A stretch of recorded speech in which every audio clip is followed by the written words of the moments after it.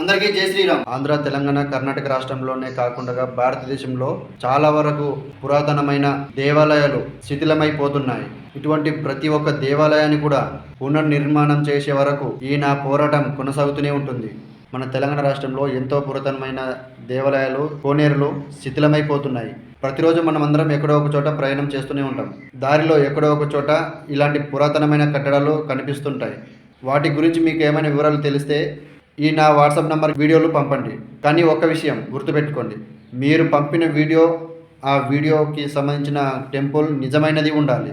మనమందరం ఒక దేవాలయాన్ని కోల్పోవడం అంటే మన ఉనికిని కోల్పోవడం, మన భవిష్యత్తును కోల్పోవడం. దయచేసి ప్రతి ఒక్కరు స్పందించండి. పురాతనమైన కట్టడాలు శిథిలమైపోకుండా ప్రస్తుతం శిథిలమైపోయిన ప్రతి ఒక్క దేవాలయాన్ని కూడా మళ్ళీ పునర్నిర్మించే వరకు మనం పోరాటం కొనసాగిద్దాం. మీకు తెలిసినటువంటి పురాతనమైన కట్టడాలు ఎక్కడైనా కానీ శిథిలమైపోయి ఉంటే వాటిని వీడియో రూపంలో కానీ ఫోటో రూపంలో కానీ తీసి నాకు పంపండి.